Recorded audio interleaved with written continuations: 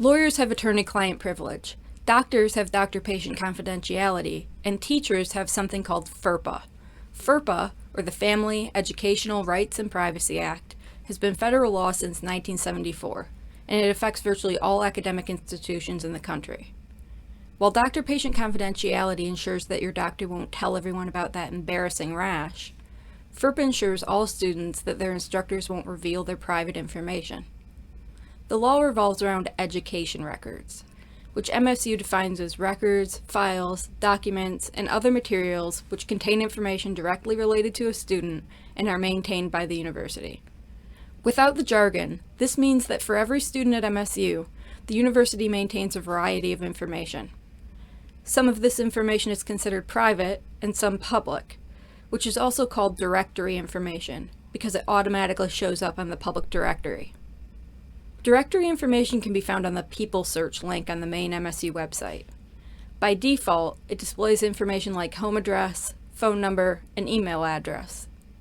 As a graduate student, your own information is displayed this way too.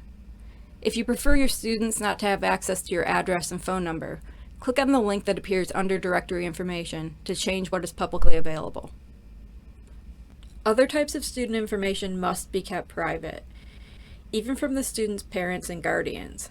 Regardless of the reason or the student's age, you can't share private information unless the student is given written, uncoerced permission.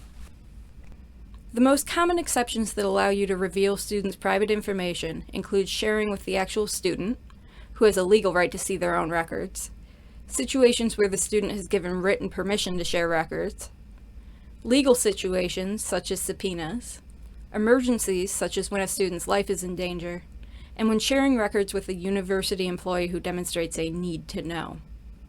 In any of these situations, your faculty of record should be the first person you talk to. They fall under the need to know category and can advise you on any difficult situations. If your faculty of record is unavailable, you can also contact the registrar's office or the office of the general counsel. Adhering to FERPA means respecting student privacy. Most of this is just good common sense, but some situations can get confusing. Try to be more aware of situations that could violate student privacy. Some teachers like to post grades publicly, like posting a list of grades on a wall. If you do this, you obviously shouldn't use the student's name, but also avoid any identifier that can be traced back to the student.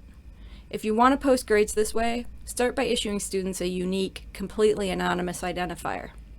Likewise, you shouldn't allow students to retrieve their own graded work, or even leave their ungraded assignments where others can find them. You should return graded work yourself. If you have someone else do it for you, make sure they're in that need to know category. Friends, family, and even your department's administrative assistant don't typically qualify. As always, check with your faculty of record first. Before you plug your computer into a classroom projector, check and recheck to make sure all student information is closed out, and that pop-up notifications for email and social networks are disabled. It's your responsibility to keep information secure, even if the violation was unintentional. If you're new to teaching and need advice, feel free to discuss student work with your faculty of record and fellow TAs for the course. They fall into the need to know category. If you're the sole TA for a class and still want advice from a colleague, remove identifying information about the student before sharing. And remember, identifying information can be more than just a student's name. Avoid disclosing any information that can lead to the student's identity. Shop talk can result in embarrassment and violations of student privacy. This includes social media, where it can sometimes be difficult to know who can and can't see your posts.